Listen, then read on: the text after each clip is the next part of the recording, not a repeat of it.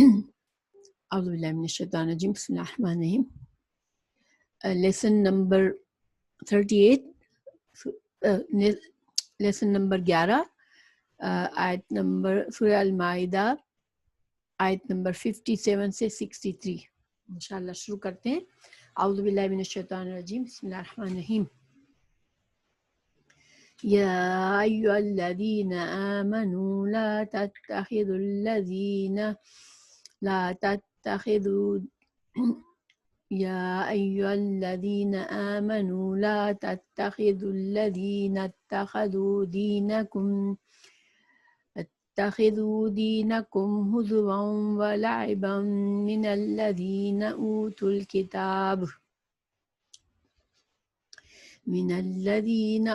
الكتاب من قبلكم والكفار أولياء واتقوا اللہ ان کنتم مؤمنین۔ اے لوگو جو ایمان لائے ہو، ان لوگوں کو جنہوں نے تمہارے دین کو مذاق اور کھیل بنا لیا، ان لوگوں میں سے جنہیں تم سے پہلے کتاب دی گئی ہے، اور کفار کو دوست نہ بناؤ، اور اللہ سے ڈرو اگر تم ایمان والے ہو۔ تو انشاءاللہ ان آیت کو سمجھنے کے لیے تھوڑا سا ہم ان آیت کا بیک گراؤنڈ سمجھتے ہیں، پھر انشاءاللہ ہم لفظوں کے ترجمے پر چلیں گے انشاءاللہ۔ تو سورہ المائدہ جو ہے وہ اس کی جو زیادہ تر آیات ہیں وہ 7 ہجری تقریباً 7 ہجری میں نازل ہوئی ہے، اور اس میں مسلمانوں کو شریعت کے تکمیلی احکامات دیے گئے ہیں، کیونکہ 7 ہجری تک اب مسلمانوں کو ضرورت تھی کہ ان کو جن احکاموں کی تکمیل ضروری تھی ان کی تکمیل کر دی جائے۔ تو سورہ المائدہ میں مسلمانوں کو بہت سے اہم احکامات دیے گئے، جو کہ ایک طرح سے کہہ سکتے ہیں کہ فائنل احکامات تھے، کہ اس سے پہلے اگر کوئی حکم تھا تو اب یہ جو سورہ المائدہ میں کسی بات کا جو پہلے حکم آیا ہے تو اب سورہ المائدہ کا حکم جو ہوگا وہ قائم رہے گا۔ تو اس کے علاوہ سورہ المائدہ میں یہود اور عیسائیوں کے جرائم کو بھی واضح کیا گیا، اور ان کو بھی درس و نصیحت کی گئی، اور ان کو سخت تنبیہ کی گئی۔ اور اس کی بھی وجہ یہی تھی کہ دیکھیں، جب اس 7 ہجری سے پہلے صلح حدیبیہ ہو چکی تھی،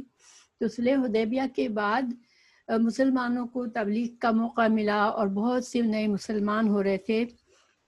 اب ایسے میں مسلمانوں کے دشمن بھی تھے، ظاہری بات ہے، یہودی، نصارہ اور مشرکین۔ تو اب جو مسلمان نئے ہوتے تھے، ابھی ان کا ایمان پکا نہیں ہوا ہوتا تھا، اور ابھی ان کو ظاہری بات ہے جب کلمہ پڑھتا ہے انسان اور صدیوں سے وہ ایک جہالت کی زندگی میں ہوتا ہے، پھر اسلام میں آتا ہے، اور ان کے آس پاس بھی نان مسلمس اگر رہ رہے ہوں، تو ایسے ماحول میں نئے مسلمانوں کے لیے خطرہ ہوتا ہے کہ ابھی ان کے تزکیہ ضروری ہوتا ہے، کہ وہ جن رسم و رواج کے عادی ہو چکے ہیں، جن عقائد کے عادی ہیں، ان سے ان کے تزکیہ کیا جائے۔ تو چونکہ وہ وقت ایسا تھا کہ یہود اور نصارہ اور مشرکین جو تھے وہ مسلمانوں سے سخت بغض رکھتے تھے، اور ان کو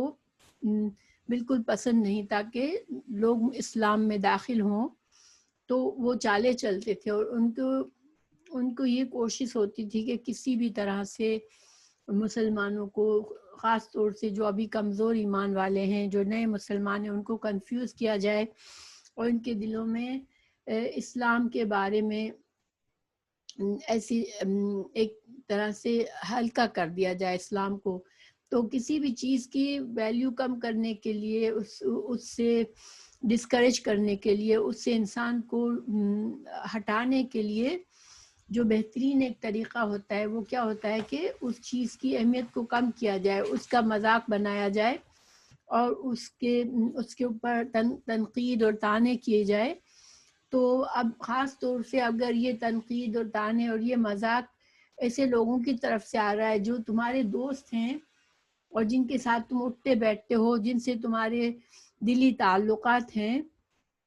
اب وہ تمہارے دین کا مذاق اڑائیں گے، تمہارے دین کو ہلکا کریں گے، اس کے بارے میں طعنے دیں گے یا اس کے اوپر غلط الزامات لگائیں گے کہ اس میں یہ خرابی ہے، اس میں وہ خرابی ہے. تو امید ہے کہ تو ممکن ہے، چانسز ہے کہ وہ جو مسلمان ہو رہے تھے نئے، وہ کنفیوز ہو کر مسلمان سے، اسلام سے مرتد ہو جائیں اور واپس سے اپنی جہالت کے دین میں چلے جائیں. تو وہ وقت اتنا کروشل تھا کہ مسلمانوں کی اصلاح بھی ضروری تھی. جہاں احکامات دیے جا رہے تھے دین کے، وہاں پر نئے مسلمانوں اور کمزور ایمان والوں کی اصلاح بہت ضروری تھی کہ وہ اس اپنی جو پرانی دوستیاں ہیں یہود اور نصارہ سے اور جو مشرکین سے، وہ ظاہری بات ہے کہ انسان سالوں سے کسی سے دوستی ہوتی ہے تو بڑے دلی تعلق ہوتے ہیں اور دوست کا ہمیشہ دوست پر اثر ہوتا ہے. تو ان کو اللہ سبحانہ تعالیٰ نے ان کو وارن کرنا ضروری تھا کہ تم جن کو دوست سمجھتے ہو تمہارے اب دوست نہیں رہے ہیں، کیونکہ اب تم کو اللہ نے ہدایت دے دی. تم کو جب ہدایت کا نور ملا ہے تو ان کے دلوں میں تمہارے لیے حسد اور جلن ہے اور وہ تمہارا اچھا نہیں چاہتے. تو اس وجہ سے مسلمانوں کو منع کر دیا گیا کہ تم اپنی ان دلی دوستیوں کو ختم کرو، ان لوگوں سے تعلقات کو نہ بڑھاؤ جو کہ تمہارے دین کا مذاق بناتے ہیں. تو اب اس روشنی میں ہم انشاءاللہ اگر آگے کیا ہم اس آیات کو سمجھتے ہیں. اس سے پہلے سورہ مائدہ میں آیت نمبر 56 میں مسلمانوں کو کچھ خاص باتیں سمجھائی گئی کہ ان کو بتایا گیا کہ مسلمان جو ہے وہ مسلمانوں میں کیا خوبیاں ہونی چاہیے، کیونکہ جو چیزیں مسلمانوں کو ارتاد سے یعنی کہ مرتد ہونے سے بچا سکتی ہے، نئے مسلمان ہو رہے ہیں ان کو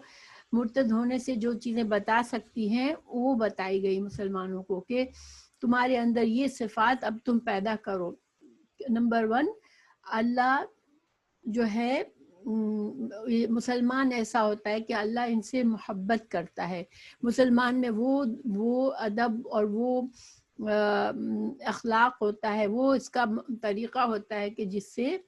اللہ تعالیٰ اس سے محبت رکھتا ہے. اور وہ جو مسلمان ہیں وہ اللہ سے محبت کرتے ہیں. اللہ ان کو ہر چیز سے، ہر رشتے سے زیادہ ان کو اللہ کی رضا منظور ہے اور اللہ کی رضا کی کوشش کرتے ہیں وہ.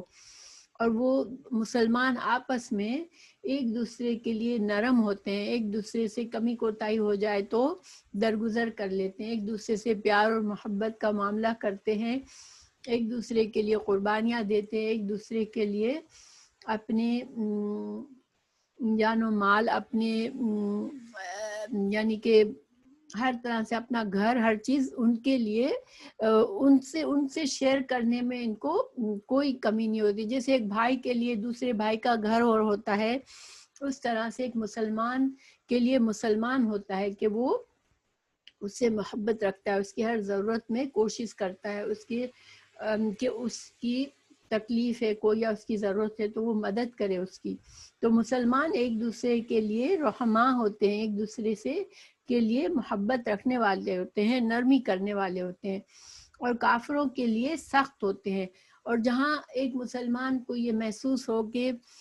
جو اسلام سے بغض رکھتا ہے تو پھر وہ اس سے دوستی، دل سے دوستی نہیں بڑھاتے.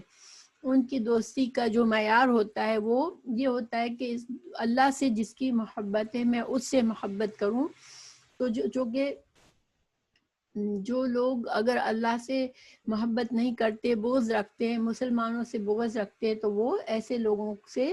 دوستی نہیں کرتے. اور پھر مسلمانوں میں یہ خصوصیت بھی ہوتی ہے کہ اللہ کی راہ میں جہاد کرنے کو بھی جہاد کر کے جان و مال سے جہاد بھی خوشی سے کرتے ہیں، اور خاص طور سے ان میں یہ خصوصیت ہوتی ہے کہ ان کے دین پر کوئی ملامت کرتا ہے کہ تم یہ کس طریقے میں پڑھ گئے ہو، تم تو ایسے کرتے ہو، تمہارا مذہب تو ایسا ہے، تم اس طرح نماز پڑھتے ہو، تم اس طرح داڑھی رکھتے ہو، اس طرح کے کپڑے پہنتے ہو، تو اس طرح کے طعنوں سے، اس طرح کی ملامت سے مسلمان جو ہے وہ متاثر نہیں ہوتا کہ ان سے گھبرائے اور ان سے ڈرے اور اپنے طریقے کو اسلامی طریقے سے ہٹ کر چلے۔ تو مسلمانوں کی یہ خصوصیات آیت نمبر 56 میں بتا دی گئی تھی۔ تو اب جو ہے اب مسلمانوں کو سمجھایا جا رہا ہے اس آیت میں کہ تم ایسے لوگوں سے دوستی مت کرو جن کے دلوں میں تمہارے لیے بغض بھرا ہوا ہے اور وہ تمہیں اسلام سے پھیرنا چاہتے ہیں۔ تو اب ہم انشاءاللہ آیت کو دیکھتے ہیں، ترجمہ کرتے ہم۔ وَإِذَا یا ایہا الذی، یا حرف ندا ہے، اور ایہا جب حرف ندا کے ساتھ ایہا کو ملایا جاتا ہے تاکہ اگلے لفظ پر اگر ال لگا ہوا ہوتا ہے تو پڑھنے میں آسانی ہوتی ہے۔ یا الذی جو ہے پڑھنے میں صحیح نہیں رہتا، لیکن یا ایہا الذی زیادہ مناسب رہتا ہے۔ تو ایو کا اپنا کوئی معنی نہیں ہے، مگر یا اے ایہا الذی، اے وہ لوگو، الذین جمع ہے، یا نون پیچھے بعد میں ہے، تو اے لوگو جو آمنو، جو ایمان لائے ہو، لا نہیں،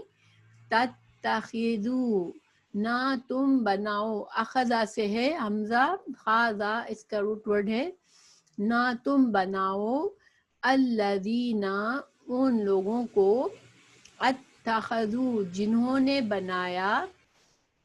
دینکم تمہارے دین کو، ہزون مذاق،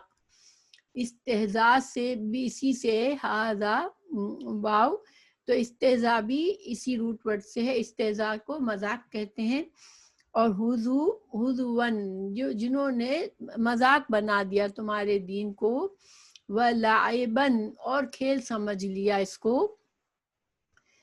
اور من الذین ان لوگوں میں سے، اوتو جو دیے گئے، الکتاب کتاب دیے گئے، یعنی اہل کتاب، یہود اور نصارہ کو اہل کتاب کہا گیا ہے قرآن میں، تو جو کتاب دیے گئے یعنی پچھلی کتاب تورات دیے گئے اور انجیل دیے گئے، من قبلکم تم سے پہلے، والکفار اور کافروں کو، کافر یہاں پر مشرکین مکہ ہیں اور دوسرے مشرک ہے جو کہ بتوں کی پوجا کرتے تھے، اور اہل کتاب جو ہیں وہ یہود اور نصارہ ہے۔ تو اللہ تعالیٰ نے یہاں یہود و نصارہ سے ساتھ ساتھ کفار کی دوستی سے بھی منع فرمایا۔ اولیاء ولی سے ہے، ولی کی جمع اولیاء ہے، ولی جو ہے نا وہ اس کے مطلب ہوتا ہے کوئی ہمارے جس کو ہم اپنے قریب ترین دوست سمجھتے ہیں، جس پر ہم بھروسہ کرتے ہیں، جس کو ہمارے معاملات کا محافظ سمجھتے ہیں، وہ اس کو ولی کہتے ہیں۔ تو تم کفاروں کو اپنا ولی مت سمجھو، یہ مت سمجھو، اس لیے کہ ایسا دوست تو صرف ایک خیر خواہ انسان کو بنانا پڑتا ہے نا۔ اگر انسان دوستی میں خیر خواہی کو نہیں ڈھونڈتا تو پھر وہ ولی نہیں بن سکتا۔ تو ولی کے لیے ضروری شرط ہے کہ اس کے اندر آپ کے لیے اخلاص ہو۔ لیکن یہاں پر یہود اور کفار، یہود اور یعنی اہل کتاب اور کفار جو ہیں، خاص طور سے اس زمانے میں جب نئے مسلمان بن رہے تھے اور ان کو ابھی اسلام کی تربیت کی ضرورت تھی، ایسے میں تم ایسے یہود اور نصارہ کو اور کافروں کو جو کہ اسلام سے سخت بغض رکھتے ہیں، سخت دشمنی رکھتے ہیں، تم ایسا بھروسے والا دوست ان کو مت بناؤ جن پر تم بھروسہ کرو، جن کو تم اپنا محافظ اور قریبی دوست سمجھو۔ واتقوا اللہ اور ڈرو اللہ سے، ان کنتم اگر ہو تم مؤمنین، اگر تم صحیح معنوں میں ایمان لا چکے ہو، صحیح معنوں میں اسلام میں داخل ہو چکے ہو، تو پھر یہ ایمان کا تقاضا ہے کہ تم ایسے لوگوں سے دوستی مت کرو جو کہ ایمان کو برا سمجھتے ہیں، مومنوں کو برا سمجھتے ہیں، مومنوں سے نفرت رکھتے ہیں،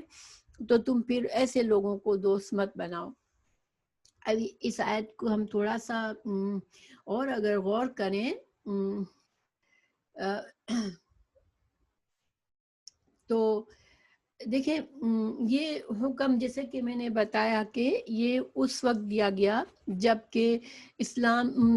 نئے مسلمان ہو رہے تھے اور ان کو اپنے ایمان کی حفاظت کرنی ضروری تھی۔ تو کیا ہمارے لیے بھی یہ حکم ہے؟ کیونکہ اس وقت ان کو ایمان کا خطرہ تھا کہ ان کا ایمان ایسے جو لوگ بظاہر تمہارے دوست بن رہے ہیں، دل میں نفرت رکھ رہے ہیں تم سے، تو تمہارے ایمان کو سخت خطرہ تھا۔ وہ تم کو، ان کا اصل مقصد یہی ہوتا تھا کہ تم کو اسلام سے پھیر دے۔ مگر آج ہم جو ہے کیا کریں، ہمارے لیے یہ کیا حکم ہے؟ تو دیکھیں یہ حکم ہمیشہ کے لیے ہے مسلمانوں کے لیے، لیکن اس کا یہ مطلب نہیں ہے کہ ہم ولی بنانے میں اور کسی سے اچھا اخلاق کرنا، کسی سے اچھی طرح سے معاملہ کرنا، اس میں فرق ہے، ٹھیک ہے۔ اللہ تعالیٰ نے دوسری جگہ سورہ آل عمران میں اس کی وضاحت بھی فرمائی ہے۔ آل عمران آیت 28 اگر ہم دیکھتے ہیں، اس میں اللہ تعالیٰ نے کیا فرمایا ہے، آیت کا ترجمہ آیت پڑھتی ہوں میں۔ اوکے، لا تتخذوا المؤمنون الکافرین اولیاء، کہ نہ بنائے اہل ایمان مومنوں کو چھوڑ کر کافروں کو ہرگز دوست نہ بنائے، من دون المؤمنین، ومن یفعل ذلک، اور جو کوئی ایسا کرے گا، فلیس من اللہ فی شیء، تو اس کا اللہ سے کوئی تعلق نہیں ہے۔ یہ بہت بڑی وعید ہے کہ اللہ سبحانہ تعالیٰ اس سے برات کا اظہار کر رہے ہیں جو کہ اس حکم کو نہیں مانتا۔ ذَلِكَ فَلَيْسَ مِنَ اللَّهِ فِي شَيْءٍ إِلَّا أَن تَتَّقُوا مِنْهُمْ تُقَاةً۔ اللہ تعالیٰ نے یہاں اللہ کر کے بات سمجھائی کہ سوائے کس طرح سے تم ان سے دوستی رکھ سکتے ہو کہ تم ان کافروں کے، تمہارے دل میں تم کو پتہ ہو، ان کی پہچان ہو، اور تم کو پتہ ہو کہ یہ کسی طرح سے ان کو میں اتنا قریب نہ کروں کہ میرے دین کا نقصان ہو، تو تم کو ان کے شر کا علم ہو، کہ تمہارے دل میں یہ ڈر ہو کہ تمہارے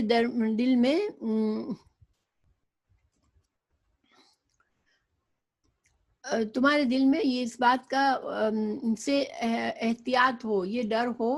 کہ میرا ایمان میرے لیے زیادہ قیمتی ہے کسی بھی دوستی سے، اور مجھے اگر کوئی میرے ساتھ تمہیں چالے چلے گا یا مجھے کسی طرح بھی گھما پھرا کر مجھے اپنے اسلام سے مجھے دور کرنے کی کوشش کرے گا، تو پھر مجھے اس سے بچنا ہے۔ تو اگر تم اس طرح کا تمہاری احتیاط ہے تمہارے دل میں، تو پھر اس کا مطلب یہ ہوا کہ ہم دیکھیں ایک مسلمان کو یہ منع نہیں کیا گیا کہ تم جیسے خاص طور سے یہاں آج ہم بہت سے لوگ نان مسلم ملکوں میں رہتے ہیں، تو اب پڑوس میں بھی نان مسلم ہوتے ہیں ہمارے، اور یہودی اور عیسائی ہوتے ہیں اور مشرکین بھی ہوتے ہیں۔ تو ہمیں یہ نہیں کہا گیا کہ ہم سب سے موڈ خراب کر کے کسی سے بات نہ کریں اور بالکل ان سے غصے سے ہر وقت ان کو دکھائیں اپنا غصہ، نہیں، یہ مطلب نہیں ہے۔ پہلی بات ہمیں یہ سمجھنا ہے کہ جن حالات میں یہ آیات نازل ہوئی اس میں شدید ترین خطرہ تھا کہ ہم اپنے ان لوگوں سے کچھ زیادہ بھی دوستی کریں گے، یعنی بھلے ہم ان سے اچھا معاملہ رکھنے ہی کے لیے دوستی کریں گے، تب بھی ہمارے دل میں ڈر ہونا چاہیے کہ یہ ہم سے کیا چاہتے ہیں۔ تو اس زمانے میں تو بہتر تھا کہ بالکل بہت ہی احتیاط کی جائے، کیونکہ اس کے بارے میں ایک ایک صحابی کا قول بھی ہے کہ ہم جو ہے ہمیں یہود اور نصارہ سے سامنا پڑتا تھا تو ہم بس مسکرا دیتے تھے، لیکن جیسے دل سے نہیں مسکراتے تھے. تو یہ اس زمانے کے حالات کے تحت ہے. ٹھیک ہے، اب آج کے لحاظ سے ضروری نہیں ہے کہ ہر یہودی اور ہر نصارہ انسان سے بہت بغض رکھنے والا ہو. بہت سے اچھے انسان ہوتے ہیں جو کہ ان کے اندر یہ احساس نہیں ہوتا، اس طرح کا بغض نہیں ہوتا انڈیویجول لیول پر. یہ جو بات ہے یہ ایک طرح سے قومی لیول پر ہے کہ قومی لیول پر یہودی، نصارہ، مشرکین مسلمانوں کے اندر سے دشمنی رکھتے ہیں، چاہے ہم کچھ بھی سمجھے. ٹھیک ہے، لیکن انڈیویجول جو ہمارا پڑوسی ہے، جس سے ہمارا تعلق بھی اچھا ہے اور وہ اچھا انسان بھی ہم جانتے ہیں، اب اس سے ہم سلام دعا رکھتے ہیں، اگر اس سے کوئی معاملہ ہے اچھے اخلاق کے ساتھ، اس کی کبھی مدد بھی کر دی کسی وجہ سے اگر ضرورت ہے تو اس میں کوئی خرابی نہیں ہے. ٹھیک ہے، لیکن اس میں بھی احتیاط ضروری ہے، کیونکہ انسان اپنے دوست سے کا اثر اس کے اوپر آتا ہے. اگر ہم جس کے بہت قریبی دوست ہوتے ہیں تو پھر ہمارے اندر اس کے طور طریقے کسی نہ کسی طرح سے آ جاتے ہیں اور کسی نہ کسی طرح ان کا رنگ ہم پر چڑھتا ہے. جیسے مثال کے طور پر بہت سے مسلمان جب پاکستان بننے سے پہلے ہندوؤں کے ساتھ اسی طرح گل مل کر رہتے تھے کہ قریب ہوتے تھے. تو دیکھیں جب ہجرت کر کے آ گئے مسلمان تو بہت سے مسلمانوں میں ہندوؤں کے کچھ رسم و رواج، کچھ طریقے، کچھ معاملات کا انداز مسلمانوں میں آ چکا تھا اور ابھی تک ہے کچھ نہ کچھ اثر بعض لوگوں میں. کیونکہ یہ اس کو ہم اوائڈ نہیں کر سکتے. اگر بہت زیادہ ہمارا اٹھنا بیٹھنا کسی کے ساتھ ہوتا ہے تو ہم ایک دوسرے کے ان سے متاثر ہوتے ہیں. انسان اپنے دوست کے دین پر ہوتا ہے، دوست کے طریقوں کا ہمیں اثر آتا ہے. اس لیے ہمیں احتیاط ہمیشہ کے لیے احتیاط ضروری ہے. لیکن اچھا معاملہ، اچھا اخلاق کرنا، ان سے خرید و فروخت کرنا، ان سے لین دین کرنا، اس کی ممانعت نہیں ہے. بس دل سے دوستی نہ ہو ہماری ان سے کہ ہمارے ہر راز ہم ان سے شیئر کریں، اور کہیں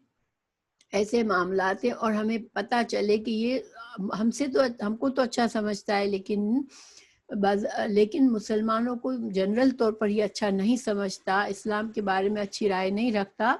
تو پھر یہ ہمیں ایسے لوگوں سے بچنا چاہیے. اچھا، تو یہ آیت ہو گئی. ٹھیک ہے، اب ہم آگے بڑھتے ہیں کہ اللہ تعالیٰ نے یہاں ایک اور بات بتائی کہ یہ لوگ تمہارے دین کو مذاق بناتے ہیں، تمہارے دین کے کھیل اور تماشا بناتے. ایسے لوگوں سے تم بچو. تو دیکھیں اس زمانے میں کس طرح ہوتا تھا کہ اذان کی آواز آتی تھی تو وہ اس پر بھی ہنستے تھے کہ اذان کی آواز پر بھی ہنستے تھے. ان کو اذان بھی اچھی نہیں لگتی تھی. پھر آج بھی جیسے بہت سے لوگ دیکھیں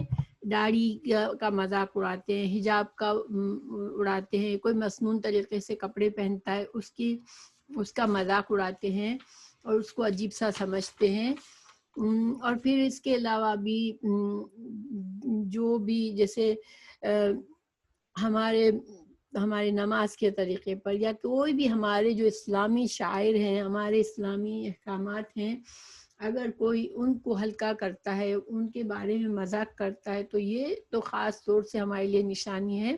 کہ ہم ان سے دور رہیں. تو اذان کا یہاں پر ذکر ہے کہ اللہ جب اگلی آیت میں، تو انشاءاللہ ہم اگلی آیت کی طرف چلتے ہیں.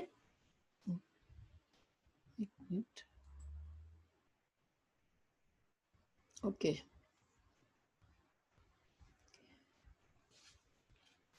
یہاں پر ایک اور بات سمجھنے کی ہے کہ اللہ سبحانہ تعالیٰ نے یہاں پر یہ جو ٹکڑا ہے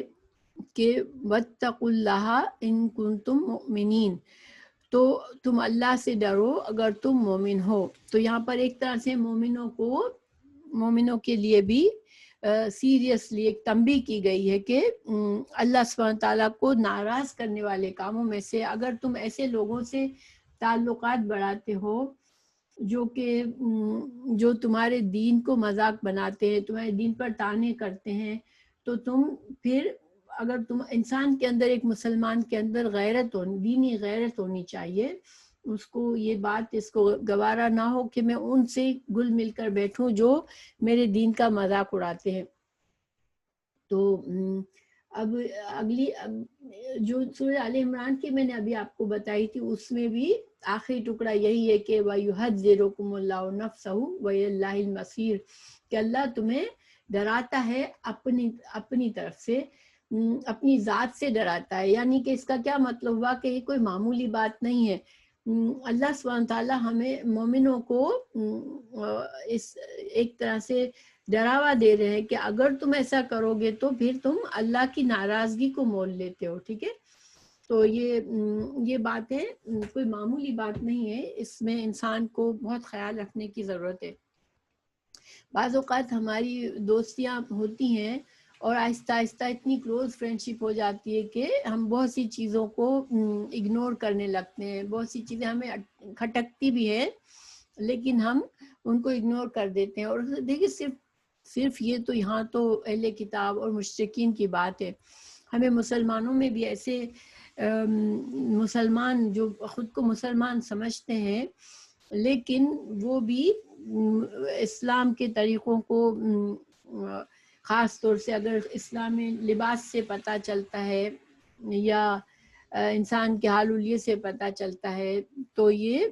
اس طرح کے اسلام سے یہ ان کا مذاق اڑاتے ہیں اور یہ سمجھتے، وہ خود کو ماڈرن سمجھتے ہیں کہ ہم ماڈرن مسلم ہیں۔ تو یہ لوگ بھی ایک طرح سے دین کی مذاق کرے، کیونکہ دین اللہ کا دین ہے۔ اب اللہ سبحانہ تعالیٰ جو پسند کرے ہم وہ اس پر چلیں۔ تو اب شادی بیاہ کے رسم و رواج ہیں یا موت اور میت کے وقت جو خصوصی ہندوؤں کی جو رسمیں ہیں یا جو مسلمانوں میں عادت پڑ گئی ہے بہت سی کلچرلی، بہت سی ایسی باتوں کی، تو اب یہ کہ اگر ان چیزوں میں جن لوگوں کو انٹرسٹ ہوتا ہے وہ پھر جو زیادہ سختی سے اسلام کو فالو کرتا ہے وہ ان کا مذاق بناتے ہیں کہ یہ عجیب سے ہو گئے ہیں، یا یہ لوگ خاص طور سے اگر خاص ایک کو پہلے سے جانتے ہیں اور وہ بعد میں اسلام کی طرف زیادہ متاثر ہوتا ہے، اسلام میں زیادہ سیریس ہوتا ہے، تو بہت سے اس کے دوست مسلمان ہوتے ہیں لیکن اس کا مذاق اڑاتے ہیں اور اس سے چھوٹ جاتے ہیں۔ تو یہ یہاں پر ایسے کوئی بھی چیز ہے، انسان کو، مسلمان کو یہ پتہ ہونا چاہیے کہ میرا دین سب سے نمبر 1 ہے، اللہ کی رضا میرے لیے سب سے مقدم ہے۔ پھر اگلی آیت ہے وَإِذَا نَادَيْتُمْ، اور جب تم کو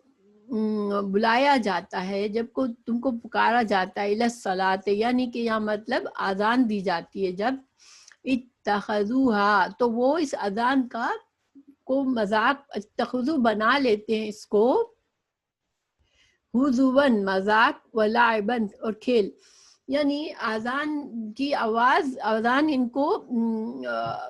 ایسی چیز لگتی ہے جس کا یہ مذاق اڑاتے ہیں۔ حالانکہ اذان جو ہے وہ شعائر اللہ سے ہے اور ہمارے دین میں اذان کی اہمیت ہے۔ اذان ہمیں حکم دیا گیا ہم اذان کو میں خاموشی سے سنیں اور اس کا جواب دیں، ہر جملے کا جواب دیں، لیکن یہ اس اذان کو مذاق بناتے ہیں۔ ذالک، یہ اس لیے کہ بیانہم، کے بوجہ اس کے کہ وہ ایک قوم ہے، لا یعقلون، کہ یہ عقل نہیں رکھتے۔ تو یہاں پر ہمیں ایک بات اور ایک مسئلہ بھی پتہ چلتا ہے یہاں پر کہ اللہ سبحانہ تعالیٰ نے اذان کا یہاں پر ذکر فرمایا کہ جب اذان دی جاتی ہے، کیونکہ نماز کے لیے پکارنا اذان سے ہی ہوتا ہے، تو اذان کے جو ورڈز ہیں وہ قرآن میں کہیں بھی نہیں ہے، ٹھیک ہے، لیکن اس آیت میں اذان کا ریفرنس دیا گیا اور اذان کے جو ورڈنگز ہیں، اذان کے بارے میں جو بھی تفصیلات ہیں وہ ہمیں حدیث سے ملتی ہیں۔ تو ہمیں یہاں سے یہ دلیل بھی ملتی ہے کہ قرآن کے علاوہ حدیث بھی ضروری ہے. حدیث بھی ہماری شریعت کے احکامات کا منبع اسی طرح ہے جیسے کہ قرآن ہے. جس طرح قرآن سے ہمیں اپنے دین کے احکامات پتہ چلتے ہیں تو حدیث سے بھی پتہ چلتے ہیں. اور جو لوگ ایسے بہت سے لوگ ہیں جو حدیث کو نہیں مانتے کہ ہم حدیث کو نہیں مانتے، بس ہمیں قرآن کی حد تک رہنا ہے، تو یہ جو ہے ان کے بارے میں ڈرنا چاہیے ایسے لوگوں کو، کیونکہ یہ حدیث کا انکار جو ہے وہ ایمان کی خلاف ہے. اللہ تعالیٰ نے کہیں کتنی جگہ قرآن میں فرمایا، سورہ نساء 159 کی مثال دے رہی ہوں، اطیعوا اللہ و اطیعوا الرسول، کہ اللہ کی اطاعت کرو اور رسول اللہ صلی اللہ علیہ وسلم کی اطاعت کرو. رسول اللہ صلی اللہ علیہ وسلم کی اطاعت کیا ہے؟ حدیث پر عمل کرنا ہے. اسی طرح آل عمران 31 میں اللہ تعالیٰ نے فرمایا ان کنتم تحبون اللہ فاتبعونی، کہ اگر تم اللہ سے محبت کا دعویٰ کرتے ہو تو پھر کیا ضروری ہے کہ رسول اللہ صلی اللہ علیہ وسلم کی پیروی کرنا ضروری ہے، اتباع کرنا ضروری ہے. تو حدیث کے جو منکرین ہیں خود کو مسلمان کہتے ہیں مگر حدیث کو نہیں مانتے، تو پھر وہ اس کے بارے میں اہل علم، بہت سے اہل علم جو ہے ان کے بارے میں کفر کا فتویٰ دیتے ہیں کہ یہ اسلام سے خارج ہیں. کیونکہ اگر رسول اللہ صلی اللہ علیہ وسلم کی اطاعت سے جو انکار کرتا ہے تو پھر وہ چاہے کہے بھی کہ میں اللہ کو مانتا ہوں تو اس کا ایمان جو ہے وہ قابل قبول نہیں ہے. اور پھر یہاں پر اذان کے بارے میں جو انہوں نے اللہ تعالیٰ نے فرمایا کہ اذان کی آواز ان سے یہ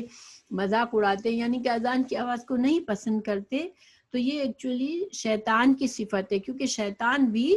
اذان کو نہیں پسند کرتا. حدیث ہے کہ جب شیطان اذان کو سنتا ہے تو بھاگ اٹھتا ہے حتیٰ کہ اس کی ہوا خارج ہونے لگتی ہے تاکہ اذان کو سن نہ سکے. لیکن جب اذان ختم ہو جاتی ہے تو پھر آ جاتا ہے، اور پھر جب نماز کے لیے اقامت ہونے لگتی ہے تو پھر بھاگ جاتا ہے، اور جب اقامت ختم ہو جاتی ہے تو پھر واپس آ جاتا ہے، اور نماز پڑھنے والے آدمی کے دل میں وسوسے پیدا کرنا شروع کر دیتا ہے، اور کہتا ہے کہ یہ بات یاد کرو، وہ بات یاد کرو، ایسی باتیں یاد دلاتا ہے جو کبھی بھولی بسری باتیں یاد دلاتا رہتا ہے تاکہ ہماری نماز میں ہم بھول جائیں کہ ہم کیا پڑھ رہے ہیں. اور انسان اپنے خیالوں میں کھونے لگتا ہے، اور یہاں تک کہ وہ بھولنے لگتا ہے کہ میں نے کتنی رکعت پڑھی. تو چنانچہ جب کسی کو اسی طرح کی صورتحال پیش آئے تو وہ سحور کے 2 سجدے کر دے. یہ حدیث ہے، صحیح بخاری کی حدیث ہے، ٹھیک ہے، کہ شیطان جو ہے وہ اذان کی آواز سے بھاگ جاتا ہے، بہت تیزی سے بھاگتا ہے. اور اسی طرح اقامت کی آواز، اقامہ بھی ظاہر اذان کے الفاظ ہیں، اس سے بھی بھاگتا ہے. لیکن جب نماز ہو رہی ہوتی ہے، نماز پڑھ رہے ہوتے ہیں مسلمان، تو پھر وہ بزی ہو جاتا ہے مسلمانوں کو وسوسے ڈالنے میں، اور مسلمانوں کو بہت سی باتیں یاد دلاتا ہے تاکہ مسلمان ان باتوں میں کھو جائے اور نماز کو بھول جائیں. تو یہ تجربہ ہم سب کو ہوتا ہے کہ جب ہم نماز پڑھنے لگتے ہیں تو کبھی کبھی ایسی باتیں یاد آ جاتی ہے جو کہ ہمارے وہم و گمان میں بھی نہیں تھی، کہ ہم اس کے بارے میں کبھی خیال اس طرف نہیں جاتا تھا، وہ باتیں بھی یاد آ جاتی ہیں. پھر آگے اللہ تعالیٰ نے فرمایا قل، کہہ دیجئے یا رسول اللہ صلی اللہ علیہ وسلم، یا اہل الکتاب، اے اہل کتاب، حل تنقمون، کیا تم ناراض ہوتے ہو؟ نقمہ سے نون قاف میم، نقمہ کا کیا مطلب ہوتا ہے؟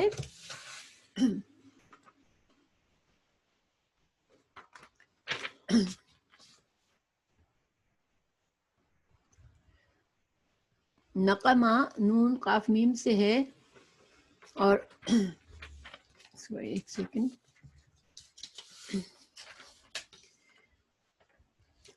اور اس سے مطلب یہ ہے کہ کیا تم ہم پر عیب نکالتے ہو یا ہم سے نفرت کرتے ہو کیونکہ ہم اللہ سے ایمان رکھتے ہیں. نقمہ کا لفظی معنی ہوتا ہے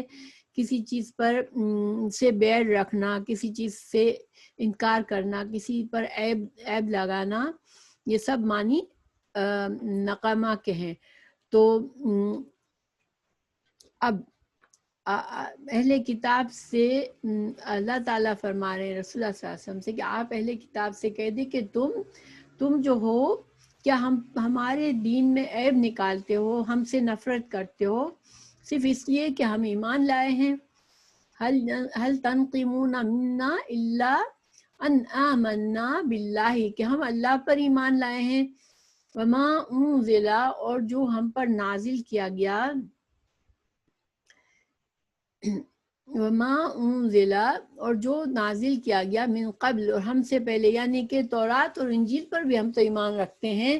کہ وہ اللہ کی طرف سے تھے، اور ہم قرآن کو مانتے ہیں اور ہم اللہ کو مانتے ہیں، تو تم کیا ہماری اس وجہ سے ہم کو ناپسند کرتے ہو؟ اس وجہ سے تم ہمارے دین میں طعنے نکالتے ہو؟ پھر اللہ تعالیٰ فرما رہے ہیں وَأَنَّا، بے شک اکثرکم، بے شک تم میں سے اکثر، یعنی کہ اہل کتاب سے بات ہو رہی ہے کہ تم میں سے اکثر فاسقون، فاسق ہیں۔ فاسق کہتے ہیں جو حدوں کو توڑتا ہے، جو گناہ میں پرواہ نہیں کرتا، اور جو ایمان کی حدیں ہیں ان سے باہر نکل جاتا ہے۔ تو صرف تمہارے فسق کی وجہ سے، صرف تم اس لیے کہ تم گناہ گار لوگ ہو، تم کو گناہ کرنے کی عادت ہے، تو تم ہمارے ایمان پر میں نکتہ چینی کرتے ہو اور ہمارے طور طریقوں کو برا کہتے ہو صرف اس وجہ سے،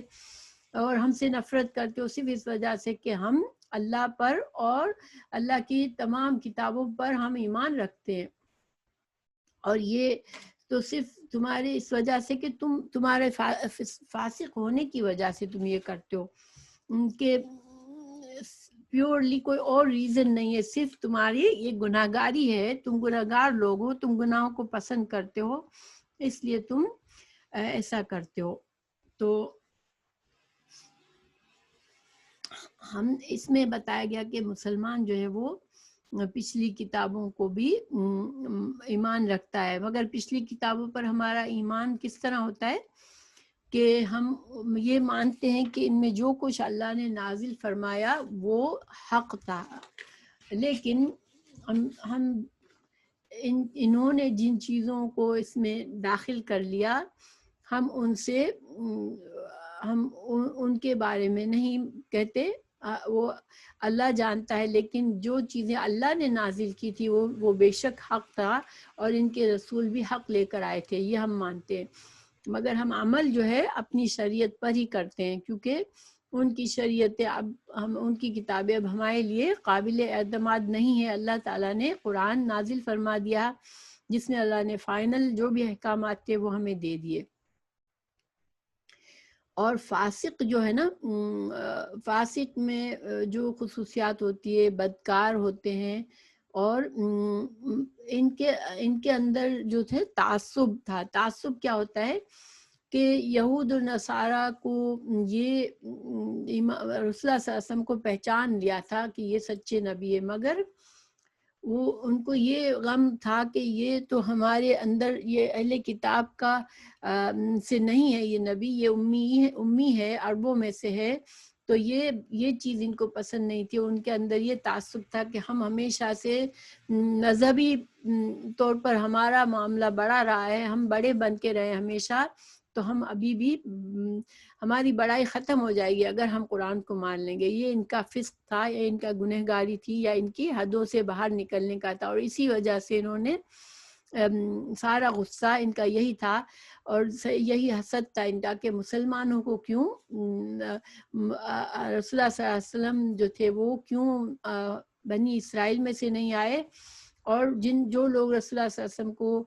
مان لیتے تھے وہ ان سے نفرت بھی اسی لیے کرتے تھے۔ تو اللہ تعالیٰ آگے فرما رہے ہیں قل، کہ آپ کہہ دیجئے، حل، کیا، انبئکم، کیا میں تم کو بتاؤں، نبع سے ہے، نبع خبر دینا ہوتا ہے، کیا میں تم کو خبر دوں، بشرن سات بری چیز کے، من سے، ذالکا اس بات سے، یعنی یہ جو تم جو ہو ہم کو جو برا، ہم پر جو طعنے دیتے ہو، ہم کو برا سمجھتے ہو مسلمانوں کو، تو ہم کیا تم کو اس سے بھی زیادہ بری چیز تمہیں بتائیں کہ مثوبتاً ثواب میں، انجام میں، عند اللہ ہے، کہ مسلمانوں کا تو انجام جو ہے وہ اللہ کے نزدیک تم سے بہتر ہوگا. جو مسلمان صحیح طرح سے شریعت پر چل کے اللہ کی فرما برداری کریں گے، ان کا انجام ان کی طرح نہیں ہوگا جو کہ اہل کتاب ہونے کے باوجود دین کے دشمن بنے ہوئے ہیں، اور جو مسلمانوں کے لیے، مسلمانوں سے بغض رکھتے ہیں. تو پھر ایسے لوگوں کا، اور پھر اب آگے اللہ تعالیٰ مثالیں دیں گے، ان کے آبا و اجداد کی مثالیں دے کر بتا رہے ہیں کہ یہ لوگ جو ہے اصل تو یہ لوگ طعنے کے قابل ہے. اسلام مسلمان اور نہیں ہے، بلکہ جس پر لعنہ لعنت کی اللہ نے، اللہ پر، وہ لوگ جن پر اللہ نے لعنت کی، وغضب علیہ اور جن پر غضبناک ہوا اللہ، وجعل منہم اور اللہ تعالیٰ نے جن لوگوں میں سے بنایا، القردۃ بندر، والخنازیر اور خنزیر بنا دیا جن لوگوں کو، وعبدا اور جس نے بندگی کی، الطاغوت جو طاغوت کی بندگی کرتے ہیں. یہ سارے لوگ ہیں جو کہ جن کا انجام برا ہے. تم مسلمانوں کو برا کہتے ہو، تم اسلام کو برا کہتے ہو، لیکن اصل جو ہے جو لوگ یہ چیزیں کام کیے، جو یہ کام کیے، اور یہ سارے کام ان کو پتا تھا کہ یہ ہمارے آبا و اجداد کے کام ہیں، کہ جن پر اللہ نے لعنت بھی کی، جن پر اللہ کا غضب بھی ہوا، اور جن کو اللہ نے جسے سبت والوں کا مثال ہمیں قرآن میں ملتی ہے کہ ان کو بندر بنا دیا گیا تھا. تو جن کو بندر اور خنزیر بنایا اللہ نے، تو یہ لوگ تھے جو کہ تمہارے باپ دادا تھے، اور یہ جو ہے ان کا جو سزا ہے وہ زیادہ خطرناک ہے. وہ لوگ جو ہے وہ اللہ کی ناراضگی والے ہیں، مسلمان نہیں ہے. تو عبادت طاغوت میں مثال یہ دی جاتی ہے کہ سامری نے جو بچڑا بنایا تھا، تو انہوں نے اس کی پوجا کی تھی. طاغوت جو ہے وہ شیطان کے لیے بھی آتا ہے، اور ہر جو شر پر ابھارنے والی جو قوت ہوتی ہے وہ طاغوت ہوتی ہے. تو سامری نے جو بچڑا بنایا اور اس کی جو پوجا کی لوگوں نے، تو اصل میں شیطان کے بہکانے میں انہوں نے شیطان کی بات مان کے مسلمان ہوتے ہوئے بھی، اس وقت کے مسلمان ہوتے ہوئے بھی بچڑے کی پوجا کی تھی. تو اور اصحاب سبت کو اللہ تعالیٰ نے صورت سے شکل مسخ کر دی تھی. تو یہ جو لوگ ہیں، تم ہمارے بارے میں برا گمان کرتے ہو اور ہم پر عیب لگاتے ہو، لیکن تم اپنی تاریخ کو دیکھو. تم دیکھو کہ تمہارے پہلوں نے کیا کیا حرکت کی، تمہارے باپ داداؤں نے، جن پر تم بہت فخر کرتے ہو. جو اہل کتاب تھے وہ اپنے باپ دادا پر بڑا فخر کرتے تھے کہ وہ ہم تو بڑے لوگوں کی اولاد ہیں، ہم تو اللہ کے چنے ہوئے بندے ہیں، اور ہم تو خاص لوگ ہیں. تو ان سے کہا گیا کہ تم جن باپ دادا پر بڑی فخر کرتے ہو، ان میں ایسے لوگ بھی تھے جنہوں نے یہ کام کیے اور اللہ کی لعنت کے مستحق ہوئے اور اللہ کے عذاب کے مستحق ہوئے. حالانکہ یہ نہیں ہے کہ یہ سارے جو حضرت موسیٰ علیہ السلام کی قوم میں بہت سے نیک لوگ بھی ہوئے اور ان کا انجام اچھا ہوگا، لیکن ان لوگوں میں جنہوں نے ایسے کام کیے تھے وہ ہیں جو اصل میں بدترین لوگ ہیں، اور جن پر تم کو جن کو تم کو برا سمجھنا چاہیے وہ لوگ ہیں. تم مسلمانوں کو پر کیوں عیب لگاتے ہو؟ اولئک وہ لوگ ہیں، شر مکانن بدترین ہے، وَأَضَلُّ اور زیادہ بھٹکے ہوئے، عن سواء السبیل یہ جو ہے وہ سیدھے راستے سے بھٹکے ہوئے جو سب سے زیادہ بھٹکے ہوئے لوگ ہیں، جو ایسے لوگ ہوتے ہیں جو شیطان کی پیروی کرتے ہیں۔ اور ظاہری بات ہے کہ اگر اس رسول اللہ صلی اللہ علیہ وسلم کے زمانے میں جو یہودی تھے، اگر انہوں نے ایمان کو قبول نہیں کیا اور وہ اڑے رہے اپنی ضد میں، تو پھر وہ بھی جس انسان جس کی پیروی کرتا ہے اسی کی طرح کا انجام اس کا ہوتا ہے۔ تو تم لوگ ہو جو کہ بدترین ہو، تم لوگ بہت بری طرح سے تم بھٹکے ہوئے ہو اور تم مسلمانوں کو برا کہتے ہو۔ پھر مزید آگے ہم بڑھتے ہیں۔ وَإِذَا، اور جب جاؤ کا، اب ان کا ایک اور ان کی منافقت کو بتایا جا رہا ہے کہ یہ کیا حرکت کرتے تھے کہ جب مسلمانوں سے ملتے تھے، قالو کہتے تھے آمنا ہم ایمان لائے، وقد اور حالانکہ داخلوا وہ داخل ہوئے بالکفر کفر کے ساتھ، وہم اور وہ قد تحقیق خرجو وہ نکلے بھی ساتھ اس کے، یعنی ان کے دل میں ہمیشہ کفر ہوتا تھا، لیکن مسلمانوں سے مل کر وہ جیسے اپنا جھوٹے جو منافق لوگ تھے ان میں سے، تو جو وہ پھر اس طرح سے اندر کے دشمن بنے ہوئے تھے کہ بظاہر کہتے تھے ہم مسلمان ہیں، لیکن جب وہ کہتے تھے اس وقت بھی کافر ہوتے تھے، اور جب آپ صلی اللہ علیہ وسلم کی محفلوں میں جاتے تھے تو اس وقت بھی کفر اپنے دل میں لے کر جاتے تھے، اور جب نکلتے تھے جب بھی ان کے دلوں میں کفر ہوتا تھا۔ ان کو آپ صلی اللہ علیہ وسلم کی تعلیمات سے، قرآن سننے سے ان کو کوئی فائدہ نہیں ہوتا تھا، وہ صرف اپنے اسی کفر کے ساتھ ہی ہمیشہ ہوتے تھے کہ جب مطلب یہ کہ جب حالانکہ دیکھیں یہ کتنی بدقسمتی ہے کہ اللہ کے رسول صلی اللہ علیہ وسلم کی محفل میں جاتے تھے اور پھر بھی وہ اور اللہ کی آیات کا نزول ہوتا تھا، اس آیات کو سنتے تھے اور وہ بھی ان کے دلوں کو اثر نہیں کرتا تھا، اور وہ بس اپنے اس بغض کو دل میں پالے ہوئے رہتے تھے۔ تو واللہ اور اللہ تعالیٰ عالم و زیادہ جانتا ہے، بما ساتھ اس کے جو کانو تھے وہ یکتمون، یعنی جو بغض وہ چھپاتے تھے، جو کفر دل میں چھپاتے تھے اور آ کر اسلام کا دعویٰ کرتے تھے، اور صرف اس لیے کہ مسلمانوں سے یا تو مسلمانوں میں رہ کر مسلمانوں کو کسی طرح سے نئے مسلمانوں کو گمراہ کرے، یا پھر مسلمانوں کو ملنے والے کچھ فائدے ہمیں بھی حاصل ہو جائے۔ لیکن اللہ سبحانہ تعالیٰ فرما رہا ہے کہ اللہ تعالیٰ خوب جاننے والا ہے کہ ان کے یہ جو کفر اپنے دلوں میں چھپائے ہوئے ہیں، جو مسلمانوں کی دشمنی چھپائے ہوئے ہیں، وہ اللہ سے چھپی ہوئی نہیں ہے۔ پھر وَتَرَا، اور تم دیکھو گے، کثیرم منہم، بہت سے ان میں سے، یسارعون، جو دوڑ دھوپ کرتے ہیں، فی الاسم، اسم کہتے ہیں گناہ کو، تو گناہ، والعدوان، اور عدوان کہتے ہیں ظلم کرنا، زیادتی کرنا۔ تو ان میں سے زیادہ تر لوگ تو ایسے ہیں جو کہ بھاگ دوڑ کرتے ہیں گناہ کے لیے کاموں میں، اور زیادتی اور ظلم کے کاموں میں، واکلہم، اور ان کے کھانے، حرام کھانے کی وجہ سے، لبئس ما کانوا، البتہ کتنا برا ہے جو وہ یعملون، جو وہ کرتے تھے۔ تو اللہ تعالیٰ نے یہاں پر ان کے سارے ان کی برائیاں بتائیں، اور ان میں دیکھیں یہ بتانے میں ایک تو مسلمانوں کو ان کی اصلی روپ دکھانا تھا، اصلی ان کی شکل دکھانی تھی، اور دوسرا خود ان کے اس وقت کے یہود و نصارہ کی، اہل کتاب کی اصلاح کرنا بھی مقصود تھا، کیونکہ جب آیات وہ سنتے تھے اور جس میں یہ اللہ کو تو مانتے تھے، اور یہ جب اللہ کی ایسی آیات سنتے تھے تو ان میں سے بھی ظاہری بات ہے کہ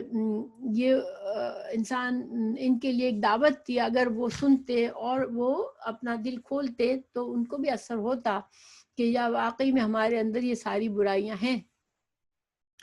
تو سحت کہتے ہیں حرام چیزوں کو کھانے میں، یعنی کسی بھی سحت کو حرام کہتے ہیں۔ تو ان کو حرام چیز کھانا ان کو کوئی برا نہیں لگتا، نہ ان کو زیادتی کرنا برا لگتا ہے، نہ ان کو گناہ کرنا برا لگتا ہے، اور یہ ان سب چیزوں میں پڑے ہوئے، اور یہ ان کو نہیں پتا کہ یہ اپنی آخرت کا کتنا نقصان کر رہے ہیں اس سے۔ لولا، پھر اللہ تعالیٰ فرما رہے ہیں کہ کیوں نہیں، ینہاہم، نہیں سے ہے، نہیں مطلب ہوتا ہے روکنا، تو کیوں نہیں روکتے ہم ان کو، الربانیون، جو ان کے ربانی، ان کے جو اہل علم ہیں، اور احبار اور علماء جو ہیں، ان کے جو ربایون، ان کے جو دینی، جو ان کے مذہبی پیشوا ہیں، جو علماء ہیں، وہ ان کو کیوں نہیں روکتے، ان قولہم بالاسم، کہ ان کے گناہ کی باتوں سے ان کو کیوں نہیں روکتے، وَأَكْلِهِمْ، اور ان کے کھانے کے، السحت، حرام کھانے سے کیوں نہیں روکتے۔ تو یہاں کے اللہ تعالیٰ یہاں پر ان کے جو علماء ہیں، جن کو ظاہری بات ہے علماء کو کتاب کا علم ہوتا ہے، تو ان پر اللہ تعالیٰ تنقید فرما رہے ہیں کہ یہ کیوں، یہ تو سب جانتے ہیں، تو یہ کیوں اپنے جو عام لوگوں کو کیوں نہیں روکتے گناہوں سے، گناہوں کو کرتے کے کام کو دیکھتے، اور کیوں ان کو منع نہیں کرتے۔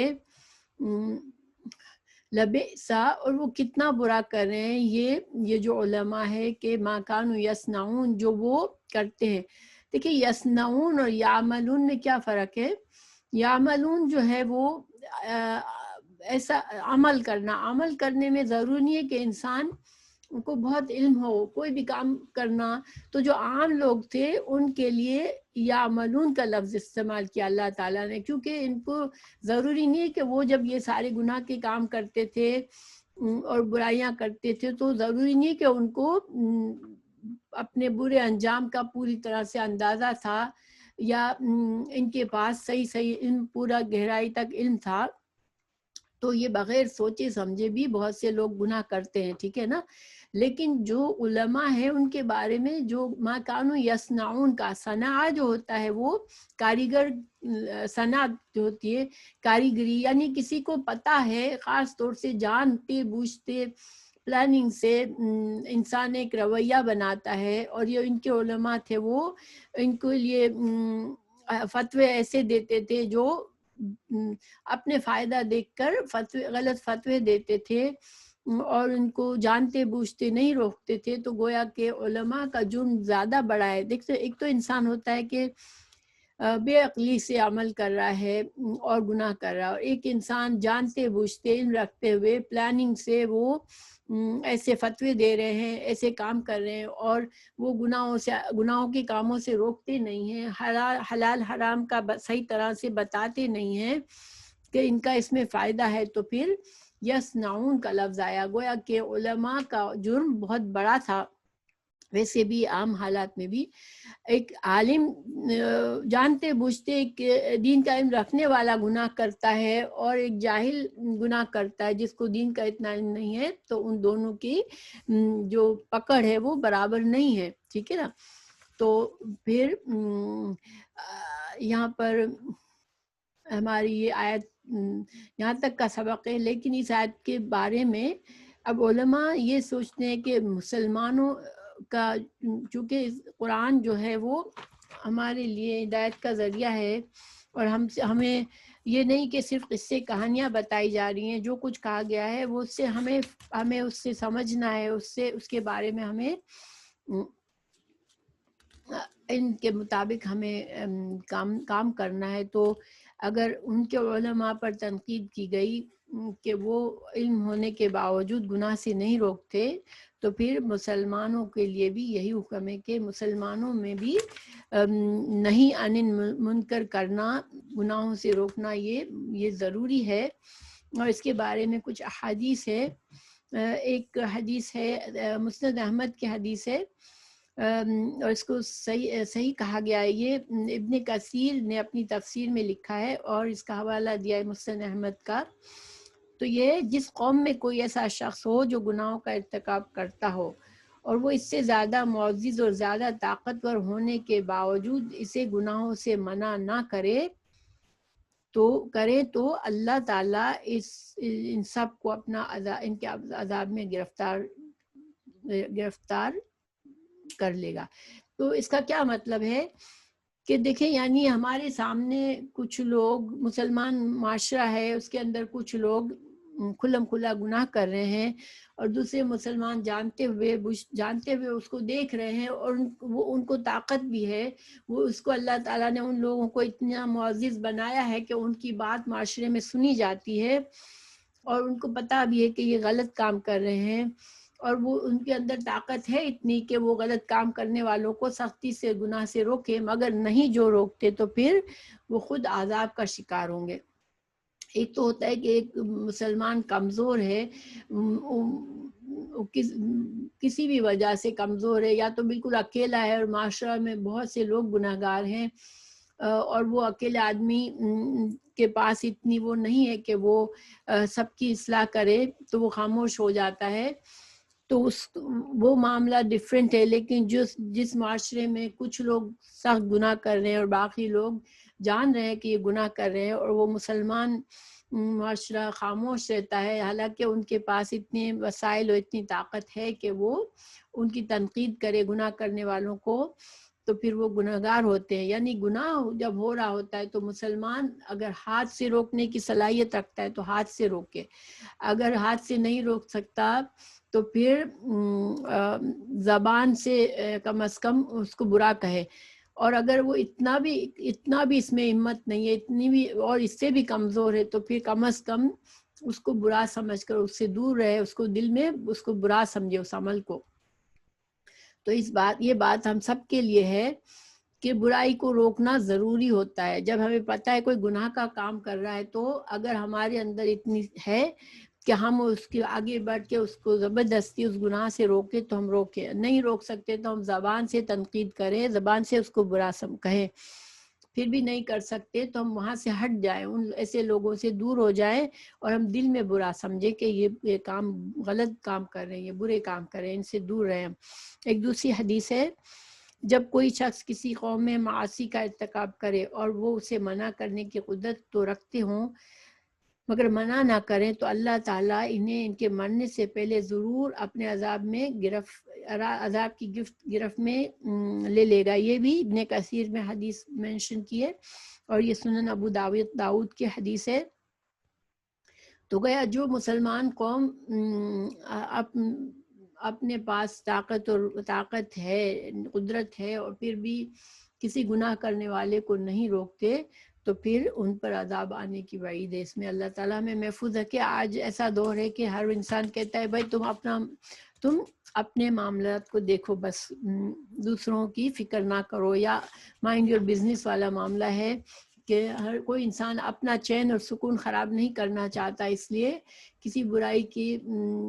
کو دیکھ کے نظر انداز کر دیتے ہیں، اور اس سے بھی بری بات یہ ہے کہ ہم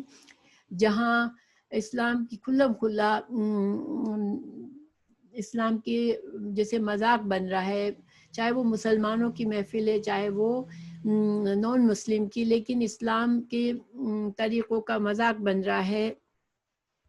اور ایسے کام ہو رہے ہیں جس سے ہمیں شریعت نے منع کیا ہے، اور کھلا ایسے کام ہو رہے ہیں، تو پھر